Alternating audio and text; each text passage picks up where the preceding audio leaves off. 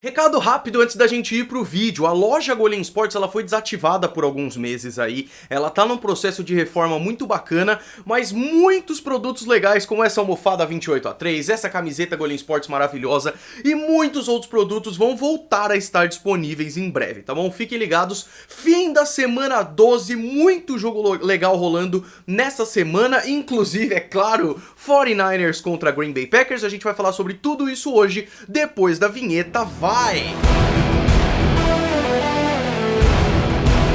Sejam muito bem-vindos ao Golim Sports. A semana 12 foi muito bacana, mas é muito triste pensar que faltam apenas 5 semanas. Lembrando mais uma vez, os times jogam 16 vezes, mas são 17 semanas, porque todos os times descansam uma vez, tá bom? Tivemos jogos muito legais, cara, nessa semana 12, começando com o Thursday Night Football, que já foi um dos jogos que eu tava mais empolgado, porque era um duelo de divisão muito grande entre Texans e Colts. E era um jogo que, estatisticamente, o vencedor desse jogo, lembrando que os dois estavam 6 vitórias e 4 derrotas antes do jogo começar, o vencedor desse jogo se colocaria como o primeiro da divisão e teria uma chance de 74% de ganhar a divisão e, consequentemente, ir para os playoffs. Até porque eu acho muito difícil que o Wild Card saia dessa divisão. Se você não sabe muito bem esse negócio de Wild Card, veja o vídeo que tem aqui no canal falando sobre como funciona a pós-temporada da NFL e tudo mais, tem tudo isso aqui, tá bom? O jogo foi 20-17 para os Texans, que agora estão 7-4, os Colts 6-5, né?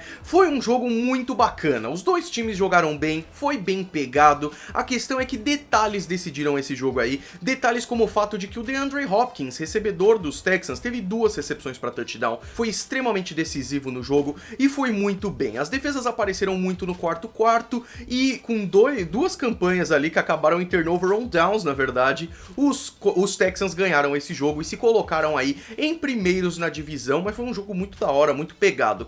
Às 3 horas da tarde de domingo tivemos 9 jogos, vamos falar deles agora. Buccaneers ganharam dos Falcons por 35-22 em um jogo que me surpreendeu, na verdade, lembrando que com esse resultado os Bucs estão agora 4 vitórias, 7 derrotas, enquanto os Falcons estão 3-8. A defesa dos Bucs fez os Falcons se parecerem com os Falcons do começo da temporada, aqueles Falcons que estavam indo muito mal e tudo mais, e não foi tão culpa dos Falcons como foi muito mérito dos Bucs, que teve uma defesa muito forte e até o seu ataque jogou bem. A questão é que o ataque conseguiu pontuar, fez 35 pontos, o ataque dos Falcons não é ruim, cara, o Matt Ryan passou de 100 jardas mais uma vez, inclusive muito cedo, mas a defesa dos Bucs estava jogando muito e o ataque teve uma peça-chave aí que foi muito importante, que foi o Chris Godwin. O Chris Godwin, recebedor, na boa, cara, os Buccaneers têm 2 dos melhores recebedores da NFL, que é o Chris Godwin e o Mike Evans. Quando eles são bem acionados, o ataque vai muito bem. O Chris Godwin fez 2 recepções para touchdown aí e várias jogadas incríveis, e a questão aí eu acho que é a maior decepção para os Falcons, né?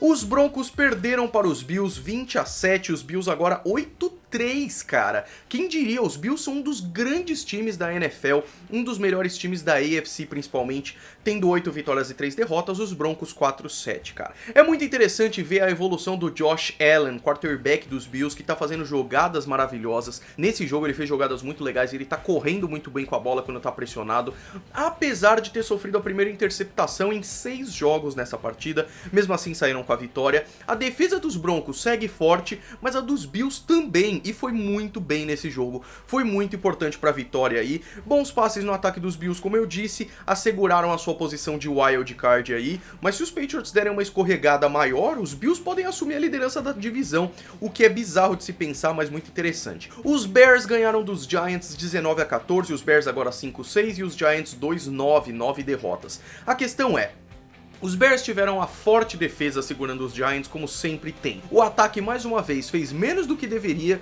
mas foi o suficiente pra ganhar, cara. Só que não me engana essas vitórias dos Bears, porque quando a gente vê o ataque, é um ataque muito fraco. O Mitchell Trubisky, toda semana eu falo mal dele aqui, não vou me alongar muito, mas teve uma interceptação dele que foi absolutamente bizarra, quase um punch, assim, foi ridículo. Então eu realmente acho que o Mitchell Trubisky é o que mais atrasa esse time, só que tem peças, o jogador da vez que ajuda os Bears, né? e o jogador da vez foi Allen Robinson, que jogou muito bem, passou de 100 jardas de recepção pela primeira vez desde a primeira semana e foi muito legal. Pelos Giants, o Daniel Jones teve jogadas interessantes, inclusive um touchdown numa 4ª para 18 que foi maravilhoso, mas não foi suficiente. Os Steelers e os Bengals jogaram, os Steelers ganharam por 16-10, com isso os Bengals estão 0-11, 11 derrotas e nenhuma vitória, os Steelers 6-5, mas eu vou falar pra vocês, cara, quem vê esse resultado não sabe que os Steelers quase perderam esse jogo. Os Bengals começaram ganhando e deram bastante trabalho, o ataque dos Steelers com muitos problemas, inclusive o Mason Rudolph foi colocado no banco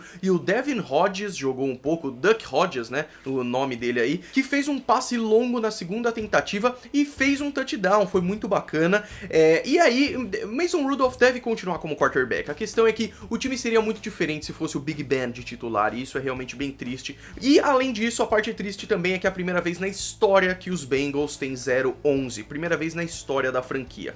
Os Dolphins e os Browns fizeram um jogo interessante que os Browns ganharam por 41-24 contra os Dolphins, os Browns agora 5-6 e os Dolphins 2-9. Se os Browns conseguirem mais algumas vitórias aí, cara, os playoffs podem rolar. Eu acho difícil porque a competição na NFC é grande, mas dependendo de como são as coisas, o Wild Card pode sair da NFC Norte, né? E aí o que acontece? Os Browns conseguiram ter mais um ótimo jogo ofensivo, como tem acontecido nos últimos tempos aí. A terceira vitória seguida dos Browns, se eu não me engano. O destaque fica pro Nick Chubb, o running back dos Browns aí, que se consagra como o melhor running back da história dos Browns desde o Jim Brown, pelo menos em estatísticas de jogos para mais de 100 jardas. Foi mais um jogo seguido dele para mais de 90 jardas também, então isso é muito interessante. E a verdade é que esse placar aí não reflete que os Browns fizeram 28-3 e depois foi só segurar o placar, fazer mais pontos e tudo mais. Foi bem interessante. Os Dolphins até pontuaram bastante, o que foi legal porque foi aniversário do Ryan Fitzpatrick, apesar dele ter feito mais um jogo horrível, mas ele parecia estar se divertindo. Os Dolphins estão numa situação muito ruim. O Jarvis Landry, que é o wide receiver dos Browns, se vingou aí do seu antigo time, o que foi uma justiça poética depois de ter saído dos Dolphins, então foi bacana, foi um jogo interessante. Outro jogo legal que tivemos foi Panthers e Saints. Eu acho que foi o melhor jogo dessa faixa horária, foi muito da hora, porque o jogo foi decidido num field goal no final. Vamos lá, os Saints ganharam de 34-31 contra os Panthers, e agora os Saints estão 9-2, enquanto os Panthers estão 5-6. A questão é que os Panthers deram muito mais trabalho do que eu esperava aí pros Saints, cara. O Christian McCaffrey, é claro que tá indo muito bem, fez mais um bom jogo com boas corridas. O Kyle Allen, quarterback dos Panthers, com bons passes aí. O DJ Moore, recebedor draftado nesse ano, fez boas jogadas também, mas são os Saints, né? E os Saints tiveram um ataque muito bacana, apesar de ter sido parado em muitos momentos, e o jogo chegou a ter 31-31, e os Panthers tiveram a chance de ganhar ali, com um field goal no finalzinho, que o Sly, né, o kicker dos Panthers, errou, e errou muito no jogo, inclusive esse último chute. E aí os Saints tiveram a sua última posse, e mesmo faltando apenas um minuto, é claro que o Drew Brees conseguiu fazer milagre mais uma vez, deu a chance pro Will Lutz fazer o chute, e o Will Lutz acertou o field goal, terminando 34-31. O jogo que mais me surpreendeu aí foi o domínio absoluto dos Jets em cima dos Raiders, que ganharam por 34-3 contra o time de Oakland. Os Jets agora 4-7, olha só que interessante, cara, os Jets estão melhorando depois de uma vitória em 8 partidas, eles estão aí com 3 vitórias seguidas e 3 vitórias seguidas para mais de 30 pontos em cada partida, o que é muito interessante. Enquanto isso, os Raiders, uma decepção fenomenal, porque você vê que às vezes é ótimo, o time tá 6-5, com chance de playoff, claro, e às vezes é uma desgraça, como essa derrota para os Jets, que foi realmente muito triste. A verdade é que a defesa dos Jets foi muito bem, o ataque também foi muito bem, então as coisas foram ótimas, e aí o John Gruden até quis poupar o seu quarterback, o Derek Carr, e tirou ele do jogo, e aí o quarterback reserva fez 2 fumbles seguidos, então foi um dia bem difícil para os Raiders aí. Os Redskins fizeram um jogo muito interessante contra os Lions, e quem diria, os Redskins ganharam a partida, cara, 19-16, segunda vitória dos Redskins na temporada, que estão agora 2-9, enquanto os Lions estão 3-7-1, o que é bem triste, né? Eu sou um cara, eu gosto bastante dos Lions, eu acho que eles se esforçam muito, eu gosto do técnico, Matt Patricia e tudo mais, mais, mas é difícil defender, cara. Você perder pra times mais fortes, como os Packers e outros times, tudo bem, mas pros Redskins, do jeito que estavam, foi complicado. Foi um jogo de poucos pontos, e os Redskins, a verdade é que deram a vida, dificultaram muito a vida do time de Detroit. Os Lions sofreram muito ofensivamente, e têm sofrido desde a lesão do Matthew Stafford, a verdade é essa.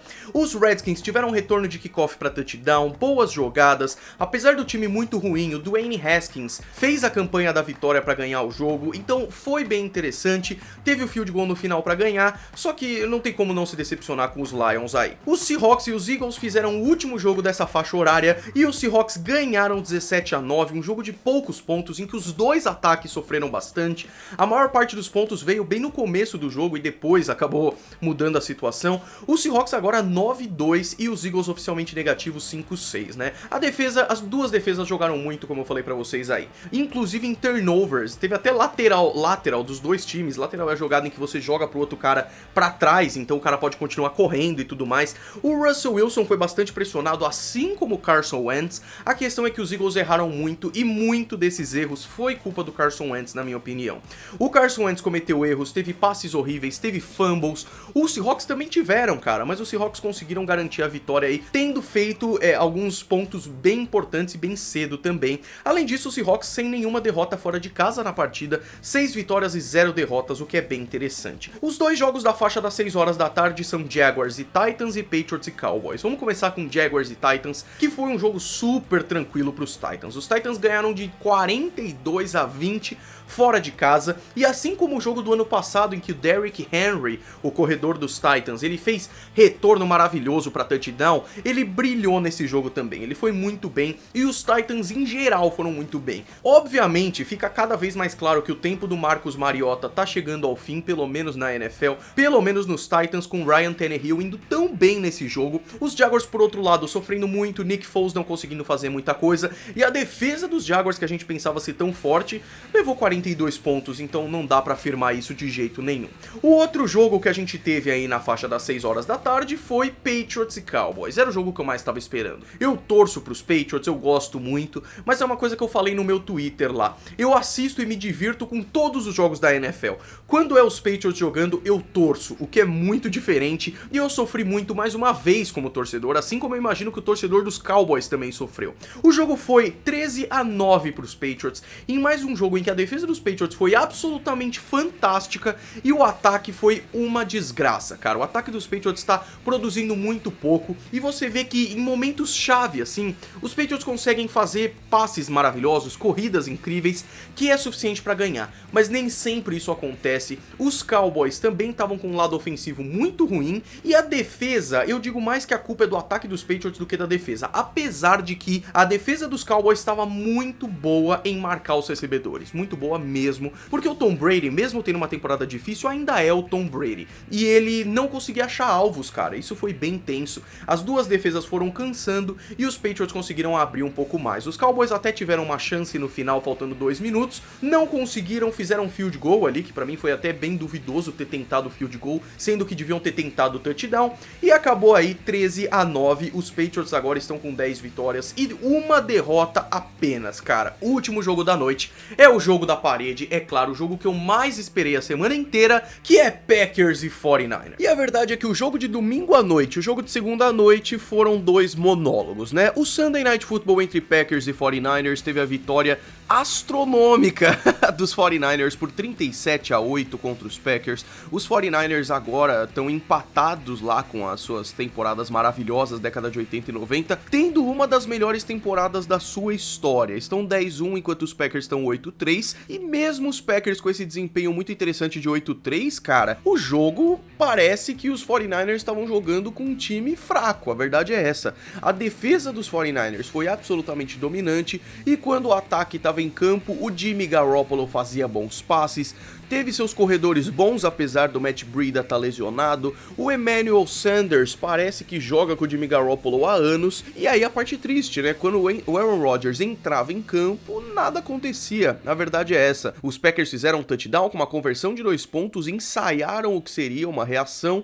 e não aconteceu absolutamente nada. A verdade é essa. O Monday Night Football foi bem parecido com isso, na verdade, só que o placar foi ainda mais elástico, né? Os Ravens ganharam de 45-7 6 contra os Rams e estão às 7 partidas com vitórias. Hoje é a maior sequência da NFL, né? Porque os 49ers perderam para os Seahawks, os Patriots perderam para os próprios Ravens. E aí, primeiro dos Rams, né? Que é a parte um pouco mais fácil e triste de falar. Eles estão agora com 6-5 e o time do Super Bowl parece realmente estar com problemas, cara. Ainda mais com a disputa muito forte na divisão ali com Seahawks e 49ers, é muito difícil que os Rams vão para os playoffs, a verdade é essa. A NFC tá bem competitiva, então eu acho que já era aí. Matematicamente ainda não, mas eu acho que já era. E o jogo foi um monólogo, né? O Lamar Jackson fez o terceiro jogo perfeito dele nessa temporada. Ele fez 5 passes para touchdown e descansou o último quarto inteiro, ou seja, tudo isso foi em apenas 3 quartos de jogo, cara. Tá sendo maravilhoso ver o Lamar Jackson jogar, mas também tá sendo maravilhoso ver o jogo corrido sem ser com ele, quando é com o Mark Ingram, com o Gus Edwards e outros jogadores. Quando ele precisa fazer passe pro Marquise Brown, pro Hollywood Brown, funciona, que é uma beleza também. E aí, cara, isso era assim com os Chiefs no ano passado, um ataque absolutamente fantástico. Só que quando a defesa dos Ravens entra em campo, ela é tão dominante quanto o ataque. Vou ser sincero com vocês, eu não vejo alguém parando os Ravens agora, mas a gente vai ver isso no domingo, porque 49ers e Ravens se enfrentam no domingo. E que jogo maravilhoso que vai ser esse! Pessoal, a semana 13, nenhum time descansa, todos os times vão jogar e tem uma coisa interessante que é a semana do Dia de Ação de Graças, Thanksgiving, o que significa que é feriado na quinta-feira nos Estados Unidos, então tem 3 jogos na quinta-feira. Os jogos de quinta-feira são às 2h30 da tarde Bears e Lions, às 6h30 da tarde Bills e Cowboys e às 10h20 da noite Saints e Falcons, duelo de divisão. Os jogos de domingo, vocês estão vendo aí quais vão ser, porque quando eu tô gravando ainda não saiu o segundo jogo da faixa das 3 horas da tarde, mas um dos jogos que vai ser transmitidos vai ser 49ers e Ravens, que é um baita de um jogaço, cara. Às 6 horas da tarde apenas 2 jogos, Rams e Cardinals, Chargers e Broncos. O Sunday Night Football também é um jogaço, Patriots e Texans. E fechamos a semana 13 com Vikings e Seahawks, que também é um jogo muito interessante, com os Vikings com uma defesa maravilhosa e o Kirk Cousins jogando do jeito que tá, além de uma semana de folga, eu não duvido que os Vikings levem essa vitória aí, tá bom? É isso, pessoal, espero que vocês tenham gostado de mais um vídeo. Se vocês gostaram, deem um gostei aí embaixo. A gente se vê na semana que vem. Um grande abraço pra todos vocês.